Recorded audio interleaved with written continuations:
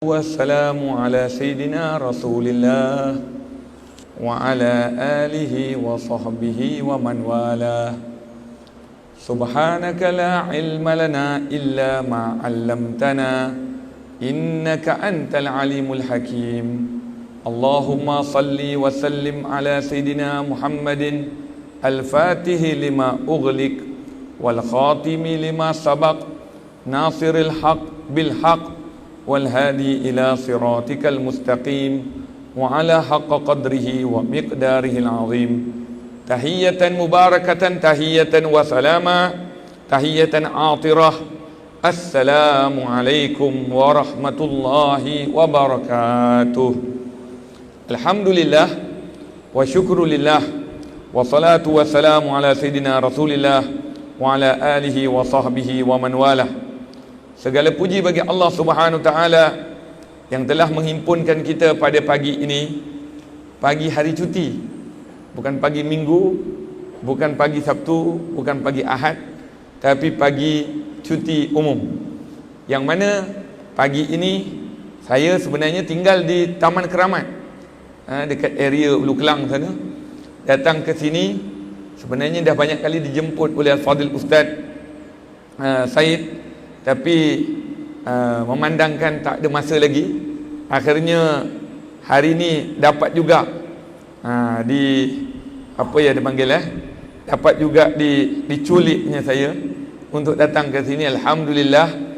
Pertama sekali saya ucapkan jutaan terima kasih tak terhingga kepada Fadil Ustaz Said yang pertama sekali yang menjemput saya bersama-sama di dalam surau Al-Furqan, yang saya muliakan, yang saya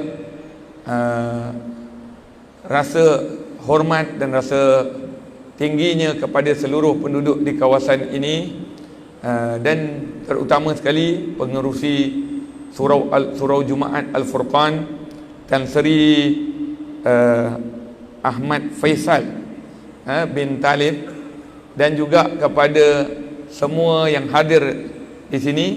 Tak sangka saya punya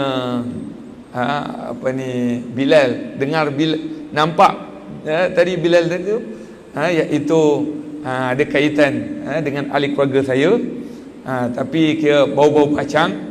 Alhamdulillah, pagi ini saya dapat bersama di dalam majlis ilmu Allah Subhanahu Wa Taala.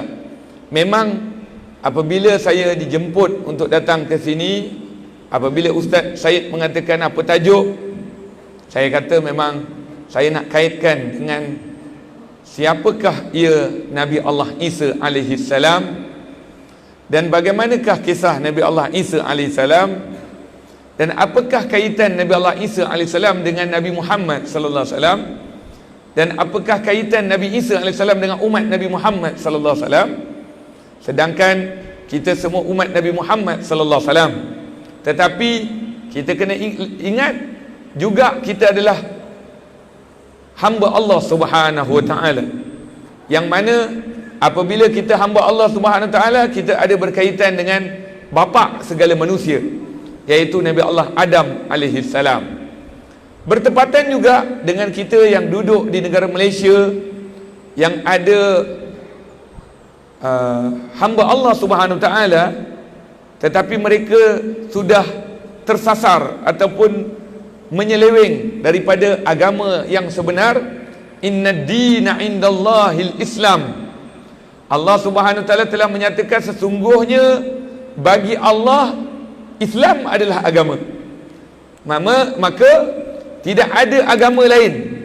Sebab itu sebahagian ulama apabila menyebut Islam agama, tetapi yang lain semua tidak disebut agama. Sebab Allah sebut inna dina, Allah tak sebut inna dayan, innal adyan. Allah tak sebut sesungguhnya agama-agama. Allah kata sesungguhnya agama di sisi Allah adalah Islam. Jadi maknanya selain yang kita sebut Hindu ke, Buddha ke, Kristian ke, tu semua bukan agama. Kalau di sisi Allah mengikut Al-Quran dan As-Sunnah.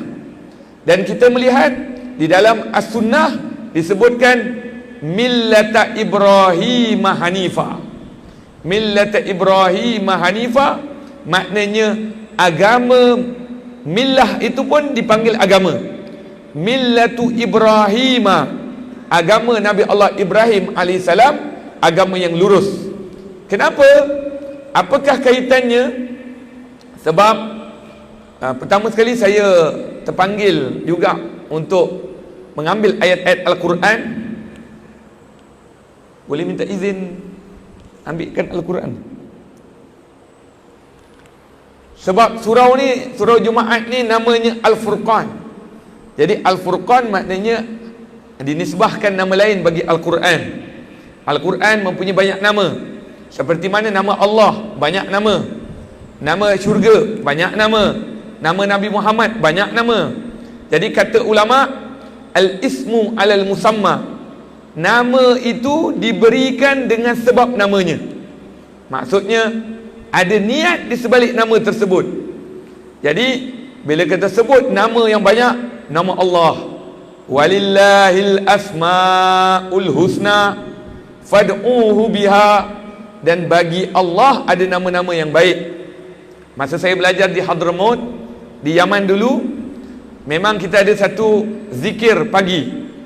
Zikir pagi maknanya sebelum subuh. Sebelum subuh, para pelajar yang belajar di Hadramaut, di Yaman, insya-Allah saya akan pergi pada bulan Rejab, bulan Isra Mi'raj, kerana di Hadramaut, di tempat saya belajar, bila bulan Rejab tu Isra dan Mi'raj, mereka akan baca sirah Isra wal Mi'raj bil kamil, full sejarah Isra wal Mi'raj. Sebab tu Allah yarham ayahanda saya yang pergi baru saja 5 Muharram hari tu, beliau kalau saya mengajar Isra Mi'raj, suka duduk, suka nak dengar. Sebab dia kata apa tuan-tuan? Sebab dia kata susah nak dengar Isra Mi'raj cerita penuh. Hari ni cuit sini, ambil sini, sikit sini, ini. Kadang-kadang tak tahu apa-apa. Ramai saya pernah dengar lah orang-orang yang pangkat yang dah berumur, dia kata apa? Ala Isra Mi'raj dah selalu dengar. Ya betul. Tapi tu yang anak remaja, anak kanak-kanak sekolah tu, bila nak dengar, memang tuan-tuan dah dengar Isra dan Mi'raj, tapi siapa yang dengar? Tuan-tuan dah dengar. Ni anak-anak generasi hari ni, generasi apa ya? Kata generasi Z dah. Generasi Y dulu dengar generasi Y. Takkan generasi Y dah 2020 dah hampir 2020. Generasi Z agaknya apa lagi generasi. La haula wala quwwata illa billah. Sebab tu dunia makin hebat. Sebab generasi pun dah tak tahu nak bilang lah. Generasi Y ke generasi Z ke, lepas generasi Z habis dah. Jadi maknanya manusia hari ini menemui kepada penghujung. Bila sebut penghujung, sama ada dia nak patah balik ke A ataupun dia ending. Dia akan menerima kemusnahan, akan menerima kehancuran, akan menerima kebinasaan. Tapi namun kita sebagai umat Nabi SAW, kita hamba Allah yang ada di dunia ini, kita tak boleh menyerahkan takdir bulat-bulat. Kita mesti ada usaha, kita mesti ada fikir macam mana nak bagi faham kepada umat Nabi SAW akan erti agama Allah Subhanahu wa ta'ala. Jadi semasa saya belajar di Hadramaut, kalau subuh-subuh ni, sebelum subuh, kami semua akan bermunajat kepada Allah. Ya Allah, ya Allah, ya Allah, ya Allah. Panggil nama Allah berkali-kali, lebih kurang 200 kali panggil nama Allah. Ya Allah, ya Allah, ya Allah, ya Allah. Lepas habis 200, sambung pula dengan nama-nama Allah. Ya Allah, ya Rahmanu, ya Rahimu, ya Maliku, ya Kudusu, ya Salamu. Tapi kalau saya ikuti perkembangan ustaz dalam status WhatsApp. Jadi nampaklah surau ni dulu. Saya kata Masya Allah, cantik betul surau ni. Suraunya cantik. Maknanya gabungan di antara tradisional dan moden. Jadi saya buat program Qiyamul Lail dengan anak-anak di Malaysia. Tak boleh buatnya ya Allah, oh ya Allah, nanti dia tidur. Akhirnya dia tidur. Saya buat style Malaysia punya lah. Ya Allah, ya Allah, ya Allah, ya Allah. Sebab apa? Sebab kita bukan duduk Yaman, kita duduk Malaysia. Kalau Yaman, style Yaman. Kalau Malaysia, kena selarikan dengan Malaysia. Sebab tu ceramah saya dekat pejabat-pejabat, kadang-kadang saya tak pakai kitab. Saya pakai PowerPoint. Saya pakai PowerPoint supaya lebih nampak. Macam tu. Wah, Masya Allah itu.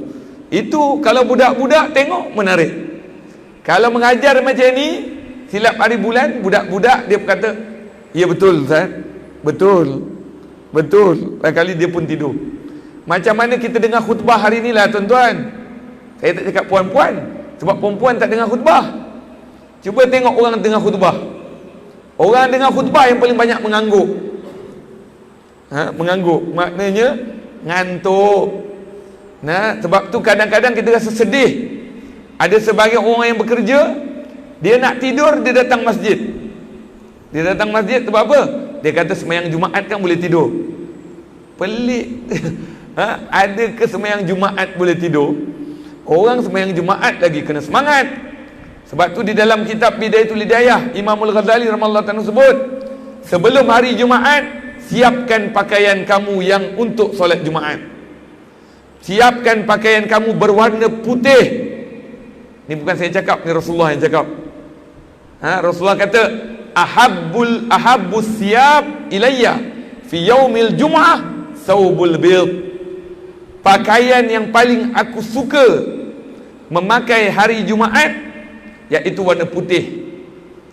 Sebab itulah kalau kita ikut betul-betul apa yang dilakukan oleh Nabi sallallahu alaihi wasallam hari Jumaat, Nabi pakai baju putih, gamis putih, jubah putih, serban putih, selendang putih, semuanya putih.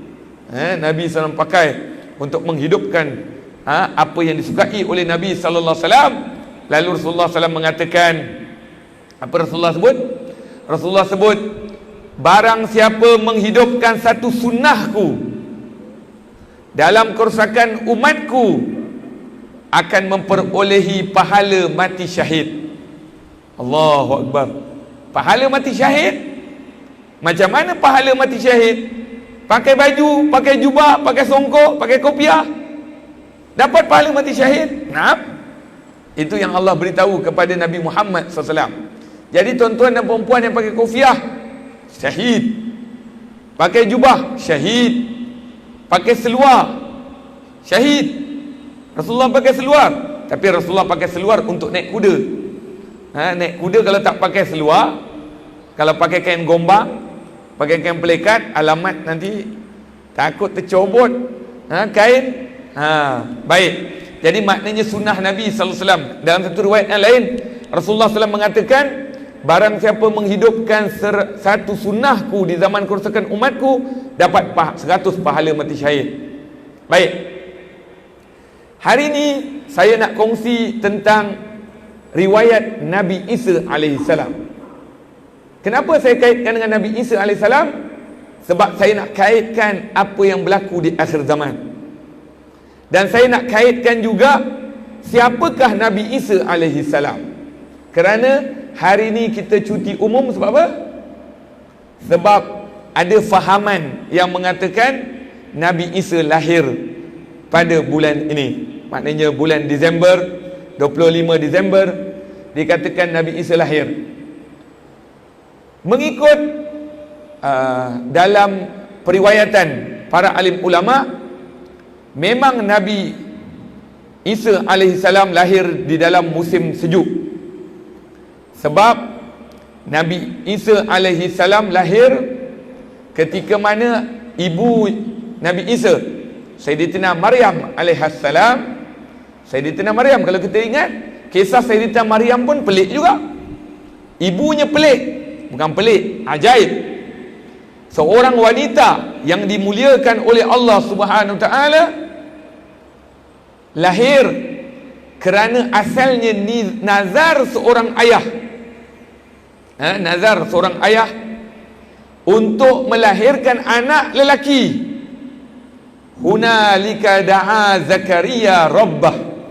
Nabi Allah Zakaria alaihi salam bernazar untuk mendapat anak lelaki, nak dihadiahkan ke Baitul Maqdis, nak diletakkan di Baitul Maqdis. Sebab tu kalau kita lihat, Baitul Maqdis adalah masjid yang ingin dikejar.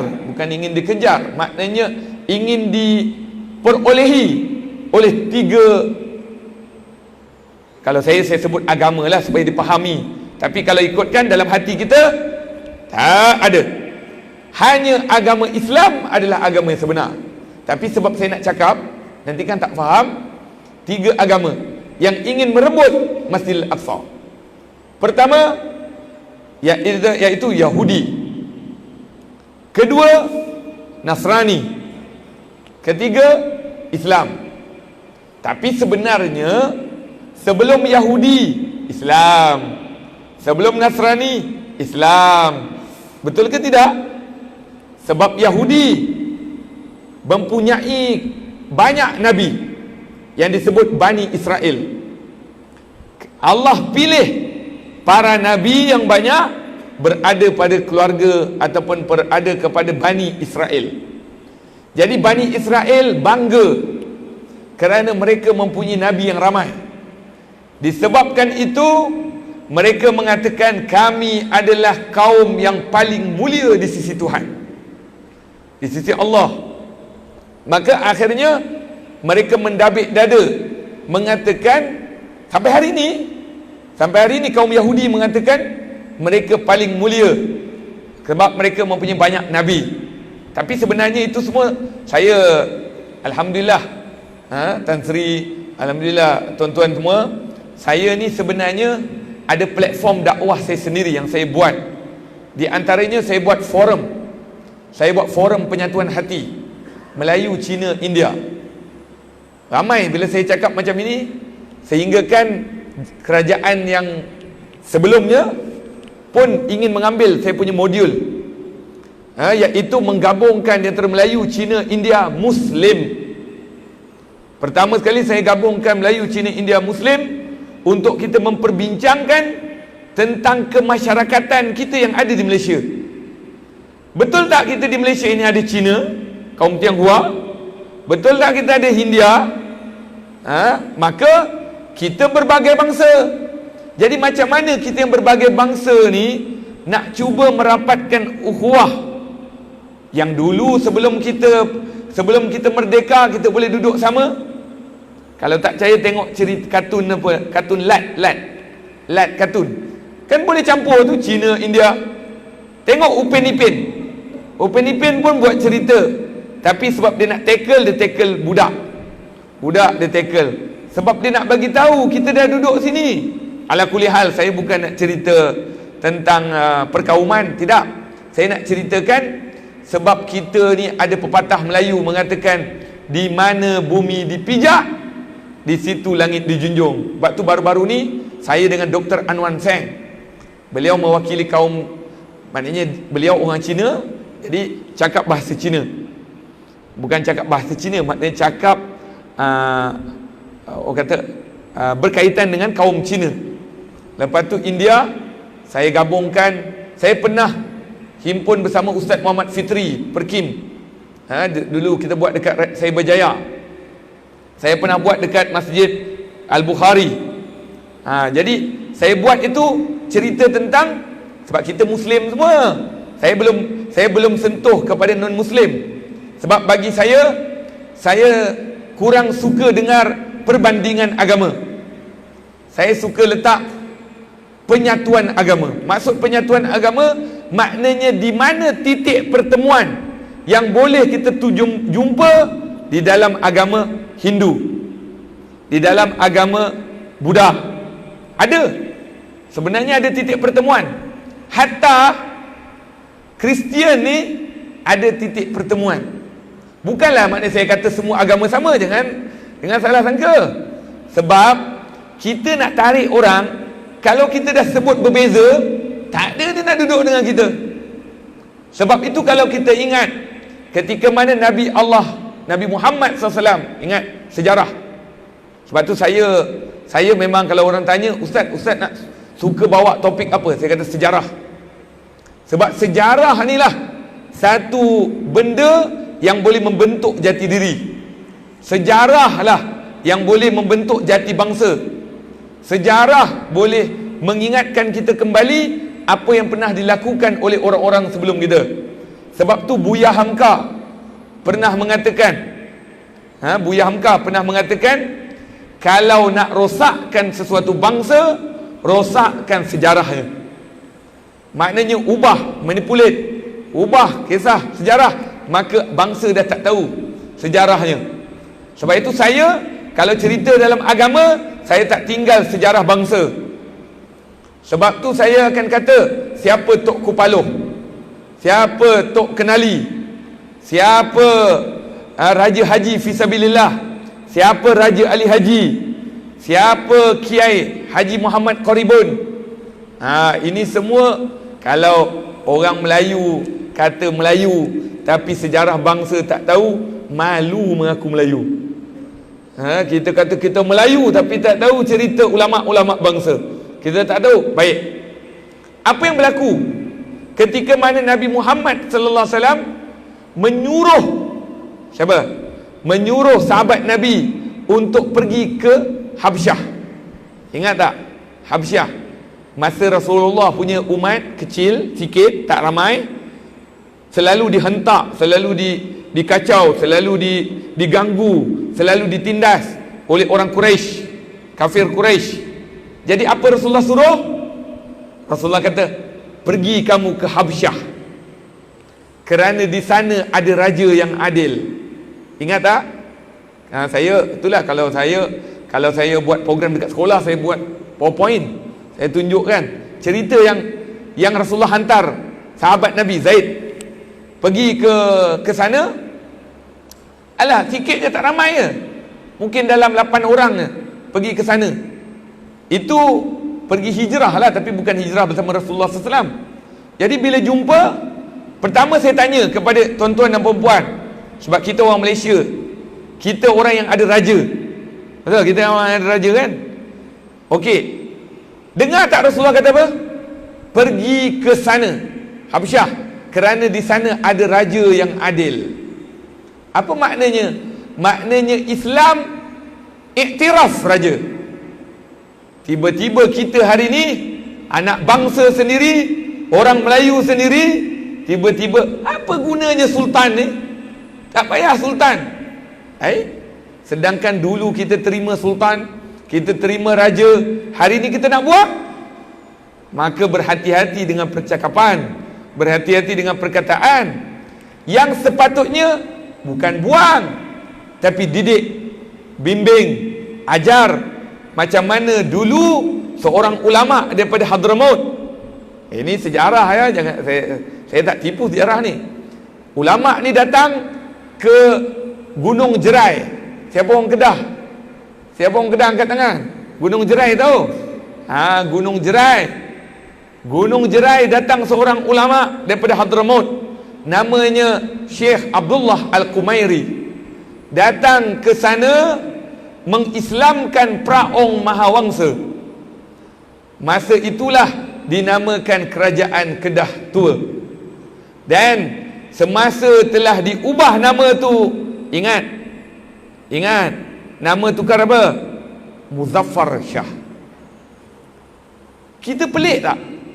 Ni baru-baru ni saya punya guru Melayu saya Syekh Hafiz, Syekh Muhammad Hafiz Al-Jandrami, daripada Yayasan Al-Jandrami. Beliau kata dengan saya, dia kata, Ahmad Syadan, kamu perasan tak, sultan kita kalau tukar nama, dia belakang dia ada Syah, belakang dia Muzaffar Shah, Muazzam Shah. Kenapa Syah? Ada orang kutuk, kata Syah tu macam kambing. Syah tu kalau ikut bahasa Arab, Syah tu kambing kan? Syah tu kambing. Tapi sebenarnya ini maknanya pengaruh raja ada di Asia Tenggara. Sebab apa? Sebab pengaruh raja ada kaitan dengan kerajaan Turki Uthmaniyah. Sebab tu hubungan kerajaan Tanah Melayu dengan hubungan kerajaan di Arab, masa tu kerajaan Turki Uthmaniyah. Dan kita tahu dulu ada seorang raja. Siapa raja tu? Iskandar Zulkarnain. Siapakah Iskandar Zulkarnain? Adakah beliau keturunan Arab atau bukan? Kita akan lihat Iskandar Zulkarnain adalah orang Parsi. Iskandar Zulkarnain bukan Iskandar the Great. Bukan, itu lain. Tapi sebab dia telah berkahwin dengan orang yang berdarah Parsi, akhirnya dia suka pakaian Parsi, jadi dia pakai. Jadi sebab tu sultan kita ada Shah. Sebab ada hubungan dengan kerajaan maknanya Parsi. Baik, ala kulli hal, saya bukan hanya itu. Kita lihat pertama, Rasulullah kata ada raja yang adil. Baik, ingat tak masa Raja Najasyi, tu Raja Habsyah, Raja Najasyi berdepan dengan orang Islam. Datang orang-orang kafir Quraisy, maknanya wakil daripada Quraisy datang. Dia kata, wahai raja, kami nak ambil balik. Nampak? Sama tak? Sama tak perkataan dia? Dia kata apa? Perosak agama, ataupun dia kata pelampau agama. Ini orang Quraisy sebut. Dengar betul-betul, orang Quraisy sebut, kami nak ambil kepada orang yang pelampau agama. Jadi hari ini kita sebut apa? Teroris. Teroris tu lebih kurang lama. Samalah istilah yang dipakai dulu, sama dengan sekarang. Teroris, dia kata pelampau agama. Ini padahal itulah orang yang bawa agama sebenar. Tapi ingat tak, bila Raja Najasyi kata, baik, tangkap dia. Bila dia nak kena tangkap, lepas tu seorang sahabat kata, nanti jap, kami duduk di Mekah Al-Mukarramah, kami sentiasa dizalimi, kami sentiasa dianiaya, sehingga Allah mengutuskan kami Muhammad bin Abdullah, yang mana Allah juga mengutuskan kepada Nabi Musa, mengutuskan kepada Nabi Isa akan kaumnya. Terus Raja Najasyi, jap, apa kamu cakap? Nampak? Bila disebut, apa kamu cakap tentang Isa? Sebab mereka tu Kristian, maknanya bukan Kristian, Masihiyah, iaitu pengikut Nabi Allah Isa alaihissalam. Yang kita nampak, Raja Najasyi itu asalnya nak ikut setelah wafatnya Nabi Isa. Nabi Isa dengan Nabi Muhammad sallallahu alaihi wasallam tempoh jarak 600 tahun. Sebab tu inilah hukum ayah dengan mak Nabi. Apa hukumnya? Jangan main dengar-dengar je. Jangan cakap mak Nabi masuk neraka. La haula wala quwwata illa billah. Ya Allah, taubat kepada Allah. Macam mana mak Nabi kamu kata mak Nabi masuk api neraka? Sedangkan itulah seorang ibu yang melahirkan anak. Mak-mak di belakang saya ni, cuba bayangkan anak cakap mak masuk api neraka. Takkanlah seorang anak cakap macam itu. Jadi sebab itu kena faham hadis, jangan main dengar-dengar saja. Al-Quran sebut, wa ma kunna mu'azzabina hatta nab'asa rasula, tidaklah kami mengazab mereka sehingga kami mengutuskan utusan, makna rasul. Maka di sini keluarga Nabi, iaitu bapa, ibu Nabi, semuanya di kalangan ahlu fatrah. Siapa belajar tauhid dia tahulah. Baik. Cuma saya nak kata di sini, sebab tu saya tak suka dengan perbandingan agama. Saya suka sebut macam mana nak cari titik pertemuan. Sebab Allah ajar Nabi Muhammad, ajar sahabat Nabi. Sahabat Nabi jawab apa? Isa, oh, Isa tu tukang kayu. Isa tu dia telah mendapat kitab yang Injil ketika mana ia menganut agama Taurah melalui Nabi Musa. Dan dia telah pergi ke Tur Sinai. Apa itu Nabi Musa?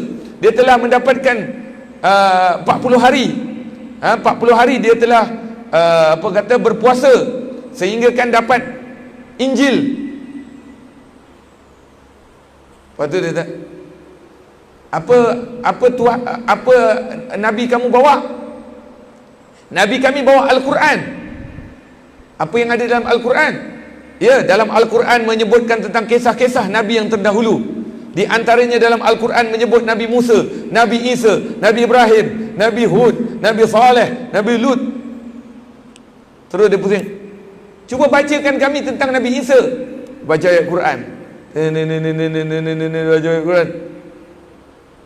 Dia kata, ya akhal Quraisy, wahai saudara daripada Quraisy, aku telah mendengar apa yang disampaikan. Ia adalah betul. Nampak? Dengar, ni cerita, ni sirah. Ia mengatakan dalam Bible, hari ni kita sebut Bible, sebenarnya Injil. Dalam Injil ada tertulis nama Nabi yang akan datang. Nabi itu akan lahir di Mekah. Itulah Muhammad bin Abdullah. Kalau tak percaya, tuan-tuan boleh pergi tanya dengan orang-orang yang pernah menganut Kristian, yang dulu paderi. Saya ada sahabat-sahabat ramai muallaf yang berdakwah hari ni, dia Kristian. Di antara mereka, sahabat saya lah yang rapat betul-betul, dia bagi saya dekat 5 buah kitab. Saya pun lupa lah, Ustaz. Kalau tak ingat, bawa kitab version Injil, Bible, English. Hatta tulisan tulisan Israel punya tulisan pun ada. Maknanya kitab-kitab Bible. Bible ni banyak siri. Dekat Malaysia je 80 siri, 40 lulus, 40 tak lulus. Jadi maknanya ada sebab saya ada jumpa seorang sahabat saya daripada Itali. Nama dia Muhammad Itali. Saya panggil dia Muhammad Itali sebab dia daripada Italian. Dia kata apa? You know macam mana I masuk Islam? Sebab apa? Sebab I baca terjemahan. Baca terjemahan lah. Dia belum masuk Quran. Dia tahu baca Quran, tapi dia baca terjemahan. Dia tahu banyak bahasa. Jadi bila dia baca Quran ni, dia kata semua bahasa sama je. Tak macam Bible. Pergi dekat London lain, pergi dekat Eropah lain, pergi dekat ni lain. Jadi mana kitab yang betul? Dia kata Al-Quran paling betul. Ni sahabat saya. Baik. Jadi kalau kita lihat cerita Nabi Allah Isa AS, Ustaz tambah buku apa? 7.20. Allah, dah nak habis dah. Baik. Ketika mana Nabi Isa AS dilahirkan, Nabi Isa lahir dalam keadaan Allah nak tunjukkan bukti kekuasaan Allah Subhanahu Wa Taala. Sebagaimana Nabi Allah, sebagaimana Sayyidatina Maryam.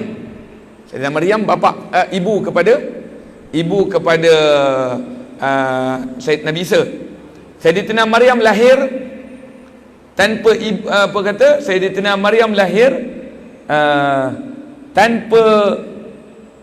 maknanya tanpa ibulah.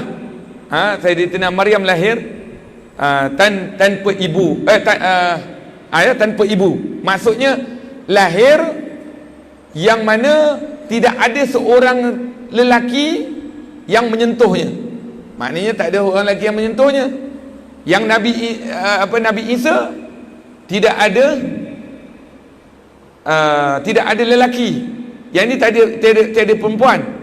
Ini tiada lelaki. Maksudnya sentuhan itu perlu ada pada dua kan, lelaki dengan perempuan. Bila Sayyidatina Maryam mengandung, Sayyidatina Maryam kata apa? Sayyidatina Maryam kata, macam mana aku nak lahirkan anak sedangkan aku tidak ada lelaki yang menyetubuhi? Maka akhirnya Allah Subhanahu Wa Taala menghantar malaikat Jibril alaihissalam. Lalu malaikat Jibril berjumpa dengan Sayyidatina Maryam. Aku diperintahkan Allah untuk meniupkan roh ke dalam perutmu. Maka mengandunglah Sayyidatina Maryam. Orang-orang di zaman itu semuanya mengutuk Sayyidatina Maryam. Sayyidatina Maryam malu. Lalu Sayyidatina Maryam lari. Sayyidatina Maryam lari pergi dekat-dekat namanya Baitul Laham. Tahu Baitul Laham?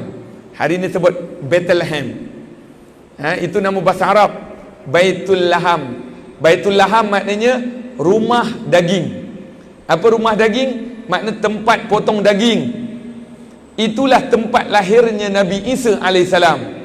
Ingat tak peristiwa Isra' dan Mi'raj? Ingat tak wahai ayahanda bonda tuan-tuan dan puan? Ingat tak Nabi Muhammad sallallahu alaihi wasallam bila sampai berjalan dengan malaikat Jibril kata solat di sini. Lalu Rasulullah kata kenapa kena solat? Tak, Rasulullah solat dulu. Solat 2 rakaat. Di antara tempat Rasulullah solat dekat Baitul Laham, dekat Tur Sinai, dekat pegunungan Sinai, Mesir. Jadi bila Nabi Muhammad solat, lepas habis Nabi solat, Assalamualaikum warahmatullahi wabarakatuh, lalu baru Nabi Muhammad tanya, ya Jibril, aina makan usalli? Apa tempat yang aku solat ni? Lalu ia mengatakan, hadza Baitul Laham, makan wulida Isa alaihi salam. Ini tempat namanya Baitul Laham, tempat lahirnya Nabi Isa alaihi salam. Tengok, Rasulullah diajar ambil berkat. Rasulullah diajar ambil berkat. Kita hari ini ada orang kata bid'ah. Mana ada bid'ah? Mana ada ni? Mana ada kamu yang tak belajar. Tengok, Nabi Muhammad disuruh solat dekat tanah yang mana Nabi Muhammad tak tahu apa tanah tu. Jadi bila ditanya, di mana aku solat? Itu tempat hijrah kamu ya Muhammad. Rasulullah dah dinampakkan masa depan. Sebab itu apa yang berlaku kita pada hari ini, semuanya ada di sisi Allah, yang mana Allah pernah ajar Nabi Muhammad SAW. Tak apa, saya ambil untuk terpaksa lah. Sebab sudah masa dah nak hampir, time's up. Baik, Nabi Isa alaihi salam dilahirkan dalam keadaan maknya lari daripada orang ramai. Maknya pergi ke Baitul Laham, kemudian maknya dalam keadaan yang sakit, tersangat sakit. Lalu lalu Sayyidatina Maryam memegang pokok kurma. Kata ulama, pokok kurma dia dah ada dulu. Maka dia dah ada, itu zaman musim sejuk. Jadi maknanya lahirnya Nabi Isa pada musim sejuk. Jadi Nabi Isa sebab tu ada sebagian ulama kata, kalaulah Nabi Isa lahir musim sejuk, Disember musim sejuk ke musim panas? Jadi kita lihat, maka bila perempuan tadi, Sayyidatina Maryam, ibunya menggoncangkan pokok tu. Pokok kurma, siapa pernah pergi pokok kurma? Memang ramai yang pergi kurma. Pernah cuba tak? Pernah cuba? Dikatakan dihampan macam tu, sehingga kan orang perempuan lebih tahulah macam mana nak lahirkan anak. Allah suruh pergi dekat pohon kurma, lalu digoncang kurma tadi, bergoncang. Maknanya kuatnya nak menahan sakit untuk melahirkan anak. Baik, okeylah, itu dah. Sikit lagi, ini semua nak cerita untuk masa depan. Baik, di mana Nabi Isa lahir? Di mana Nabi Isa diangkat? Yalah, Nabi Isa dah dakwah, kita tahu Nabi Isa dakwah. Nabi Isa mempunyai pengikutnya 12 orang, dinamakan Hawariyun. Nabi Muhammad disebut para sahabat, Nabi Isa disebut Hawariyun. Baik, pengikut Nabi Isa ini sangat kuat ikut Nabi Isa. Sebab tu sehingga kan dikatakan orang yang suka dengan seseorang diikut semua gerak-gerinya, diikut semua gerak-geri ke. Sebab tu saya lihat, saya belajar di Yaman, guru saya Habib Omar, guru saya yang di Yaman, yang selalu datang ke Malaysia ni tiap-tiap tahun, saya tengok ramai anak murid muka macam beliau. nak tiru janggut, nak tiru jambang, nak tiru janggut, nak tiru pakai, nak tiru serban, nak tiru gerak-geri, nak tiru cakap. Memang ada. Sebab tu kita lihat dalam sejarah, Sayyidina Abu Bakar pernah dikatakan oleh orang Muhajirin, orang Ansar, masa Rasulullah nak masuk ke bumi Madinah, masa nak masuk, orang Ansar yang banyak pokok kurma dia pandang. Padahal Rasulullah dah tukar lah, Rasulullah dah turun bawah, Sayyidina Abu Bakar naik atas, sebab Sayyidina Abu Bakar pak mertua naik atas. Jadi tapi Sayyidina orang-orang Ansar kata, yang mana satu Muhammad lah, sebab dia tak kenal. Yang kenal hanya 24 orang je. Yang mana Muhammad? Muhammad dia macam ni. Apa pasal lebih kurang sama? Apa pasal lebih kurang sama je? Maknanya orang yang suka seseorang, dia nak tiru. Sebab tu hari ni kita tengok anak muda, dia suka K-pop, dia pakai macam orang K-pop. Dia suka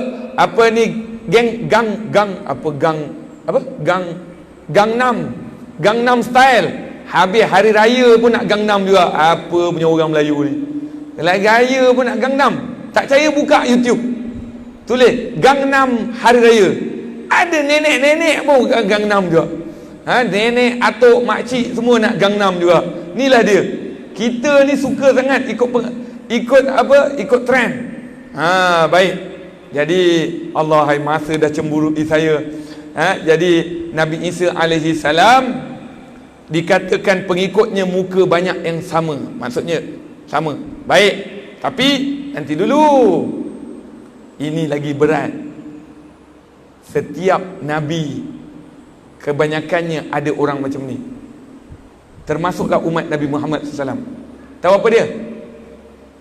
Talam dua muka. Ada dua wajah. Depan kita cakap lain, belakang kita cakap lain. Dan inilah kemusnahan umat. Tidak akan berlaku kiamat, kata Nabi sallallahu alaihi wasallam. Syaitan sudah putus asa untuk mengganggu orang Islam untuk melakukan ibadah. Yalah, dia nak kacau kita tinggal semayang. Kita tinggal semayang, buat balik. Dia suruh kita mencuri, kita buat balik solat. Bahkan ada orang yang berzina tapi solat juga. Selagi mana dia tak kena tangkap, selagi mana dia tak ni, itu maknanya. Tapi ada satu je senjata mereka. Tetapi mereka tidak putus asa untuk melaga-lagakan di antara umat Islam. Sebab dia tahu, dengan sebab laga-laga umat Islam akan hancur. Umat Islam akan kata, kau tak betul, kau syirik, kau bid'ah, kau kafir. Ini kumpulan aku paling betul, kumpulan aku paling baik, kumpulan aku ini musuh yang terakhir. Sebelum Dajjal keluar, Dajjal nak tengok hancurnya umat Islam, baru turun. Baik. Kemudian Allah angkat Nabi Isa naik ke langit. Ikut fahaman. Kristian mengaku Nabi Isa naik, tapi Nabi Isa mereka kata Nabi disalib. Islam kata Nabi tak disalib, Nabi naik ke langit.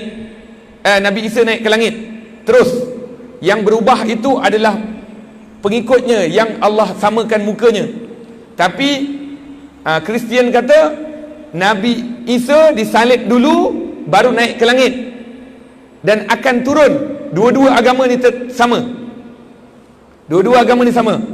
Islam kata Nabi Isa akan turun, Kristian kata Nabi Isa akan turun. Tapi Kristian faham lain, Islam faham lain. Nabi Isa kalau turun ke bumi, apa yang akan beliau buat? Apa yang akan beliau buat? Pertama, Nabi Isa akan turun di mana? Nabi Isa akan turun di tempat yang hari ini bergaduh tak berhenti-henti. Yang ayahanda bonda tuan-tuan dan perempuan bawa ustaz-ustaz, save Syria, selamat Syria. Syria, ulama dah banyak sebut dah, Syria takkan berhenti sampai hari kiamat, sampai Imam Mahdi. Ini adalah tanda yang Rasulullah dah sebut. Apa yang berlaku hari ini, semuanya disebut oleh Nabi sallallahu alaihi wasallam. Jadi saya ada kawan yang duduk Syria. Sekarang ni duduk Syria lagi. Saya berhubung dengannya. Tempat yang Nabi Isa nak turun ada dua pendapat. Satu pendapat mengatakan Menara Putih. Menara Putih ni kat mana? Dekat gereja. Hari ni gereja. Orang Kristian jaga gereja. Nak dicuba tukar warna, tapi tetap tak tukar warna. Semuanya putih lagi. Memang diorang nak cuba tukar warna, tapi tak boleh. Dikatakan, saya dengar daripada orang Syria, masa mereka nak bom tempat tu, tak terbom-bom, tak terhancur-hancur. Katakan disitulah tempat Nabi Isa turun. Dan bila Nabi Isa turun, Nabi Isa akan buat 3 perkara atau 4 perkara. Di antaranya Nabi Isa akan patahkan salib. Sebab tu bila Nabi Isa patahkan salib, Kristian habis lah. Betul lah. Nabi kata peperangan terakhir di antara Yahudi dengan Islam. Mana Kristian? Habis. Kristian akan habis. Nabi Isa datang, Kristian habis. Kristian pecah dua. Sama ada Kristian pergi ke Islam ataupun pergi ke Yahudi. Patah. Di antaranya Nabi Isa akan buat, Nabi Isa akan memerangi khinzir, pork, babi. Akan dibunuh, akan diperangi. Sebab apa? Sebab dalam kitab Bible ni yang saya belajar dengan kawan saya. Dalam kitab Bible, sebab orang Kristian tak belajar baca kitab. Yang baca kitab siapa? Paderi. Orang Kristian baca kitab macam kita baca Quran. Tak. Kalau mereka baca, mereka akan jumpa Nabi Isa tak minum arak, Nabi Isa tak makan babi, BABI. Jadi sebab tu bila mereka baca, mereka akan nampak kebenaran. Jadi Nabi Isa akan bunuh pork. Yang ketiga, minta maaf saya cakap, ini Nabi Isa Nabi Isa akan matikan semua cukai-cukai di dunia. Cukai di dunia tak ada, cukai tak ada, habis. Cukai tak ada. Mana ada cukai? Siapa nak cukai? Nak cukai sebab nak jalankan kerajaan, nak jalankan pengurusan. Sebenarnya cukai, siapa pun nak pergi masuk negara orang, sebab negara ni semua milik Allah Subhanahu Wa Taala. Wallahu taala alam. Baik, nampaknya masa pun dah cemburui saya. Jadi insya-Allah mudah-mudahan apa perkongsian saya sedikit daripada apa yang saya kongsi, mudah-mudahan diberkati dan diredai oleh Allah Subhanahu Wa Taala. Jadi sebelum saya tangguhkan majlis ilmu ini, alhamdulillah tadi ada kalender tu. Kalender, siapa yang nak kalender? Saya ada buat kalender, tolong ni, kalender satu. Saya nak tunjuk kalender. Kalender ni saya ada sekolah. Saya ada madrasah. Dulu saya ada sekolah rendah. Saya nama di bawah entiti Darul Muhibbin. Ini sebelah sini gambar guru-guru saya. Guru saya Habib Omar, Abu Yasid Muhammad Al-Maliki, Tuan Guru Syekh Hafiz Al-Jendrami. Dan ini saya, ini kalendernya lah. Siapa yang nak dapatkan kalender untuk bantu sekolah saya, madrasah saya ada 3 sekolah yang saya jaga sekarang bersama dengan orang rumah. Pertama sekali saya ada Little Mukmin Play School Tadika. Kemudian saya ada Mahat Tahfiz Darul Muhibbin dekat Keramat. Kemudian saya ada Ribat An-Naim, penghantaran pelajar ke Yaman. Siapa anak-anak nak belajar ke Yaman, melalui saya ada jalan. Tapi saya bukan hantar terus, belajar dulu di Malaysia, mendalami ilmu bahasa Arab, baca kitab Arab, bercakap bahasa Arab, tutur Arab, baru kita yakin boleh hantar, dan faham suasana belajar di Yaman. Hadza wabillah. Saya minta ampun dan maaf atas segala kekurangan dan kelemahan diri saya lemah ini. Ya Allah, Ya Rahman, Ya Rahim, Ya Allah, Ya Rahman, Ya Rahim, Ya Allah, Ya Rahman, Ya Rahim, Ya Allah, Ya Tuhan kami, Sesungguhnya kami ini hamba-Mu yang kerdil dan hina di depan-Mu ya Allah. Tidak ada daya dan upaya melainkan kekuasaan-Mu jua petunjuk-Mu ya Allah. Engkau yang mengizinkan kami berada di dalam masjid ini, dalam rumah-Mu ini ya Allah. Mudah-mudahan rumah-Mu ini dipenuhi oleh penduduk di kawasan ini ya Allah. Tarik hati mereka ya Allah. Ramaikan mereka dalam rumah-Mu ini ya Allah. Himpunkan mereka dalam rumah-Mu ini ya Allah, semata-mata untuk mencari keredaan-Mu dan mendambakan pengampunan di sisi-Mu ya Allah. Jauhkanlah kami daripada segala ujian, musibah, malapetaka, bencana, wabak, penyakit. Ya Allah ya Tuhan kami, Kau turunkan rahmat-Mu sebanyak-banyaknya ke kawasan Putrajaya ini ya Allah, Presin ini ya Allah. Mudah-mudahan Kau berikan rahmat dan kasih sayang-Mu, kecintaan dan keredaan-Mu kepada seluruh orang yang membangunkan surau Al-Furqan ini ya Allah, khususnya daripada pengerusinya Tan Sri, dan juga kepada ahli jawatan kuasanya serta imam-imamnya yang membangunkan surau ini ya Allah. Mudah-mudahan Kau permudahkan hidup mereka ya Allah. Penduduk di kawasan ini ya Allah, Kau rapatkan hati mereka kerana Allah. Kau rapatkan hati mereka kerana Rasulullah SAW. Kau rapatkan hati mereka, Kau himpunkan hati mereka, Kau satukan hati mereka kerana Rasul, kerana Allah dan Rasulnya ya Allah. Ya Allah ya Tuhan kami, jauhkanlah kami daripada berbalah, jauhkanlah kami daripada bertengkar, jauhkanlah kami daripada berselisih, jauhkanlah kami daripada perbalahan, jauhkanlah kami daripada permusuhan. Sesungguhnya itu semua rugi bagi umat Islam ya Allah. Ya Allah ya Tuhan kami, Kau ikatkanlah hati umat Islam, Kau rapatkanlah hati umat Islam, Kau satukanlah hati umat Islam ya Allah. Kami mohon padamu ya Allah. Ya Allah, Kau betulkanlah pemimpin-pemimpin kami ya Allah. Kau ajar pemimpin-pemimpin kami ya Allah. Kau bimbing pemimpin-pemimpin kami ya Allah, khususnya pemimpin kami orang Islam ya Allah. Bangsa kami ya Allah, Kau didik mereka ya Allah. Kau hantar orang-orang yang baik untuk mengajar mereka ya Allah. Kau hantar orang-orang yang terbaik di sisimu ya Allah, hantar mereka ya Allah. Mudah-mudahan Kau baikkan pemimpin-pemimpin kami ya Allah. Ajar pemimpin kami ya Allah supaya sayang kepada agama ini ya Allah, supaya sayang kepada negeri dan negara ini ya Allah, supaya sayang kepada kaum bangsa mereka ya Allah. Ya Arhamar Rahimin, ya Allah ya Tuhan kami, khusus kepada pemimpin kami yang bukan Muslim ya Allah.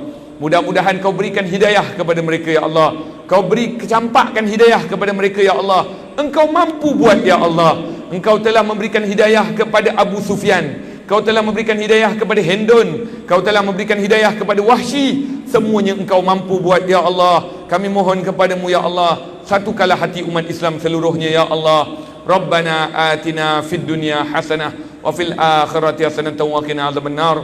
Wa sallallahu ala sayyidina Muhammad wa sallam. Alhamdulillahi rabbil alamin. Jadi saya minta ampunan maaf atas segala kekurangan dan kelemahan diri saya lemah ini. Terima kasih Ustaz Said yang Jamulul Lail yang mengajak saya, yang menjemput saya datang berkongsi ilmu di sini.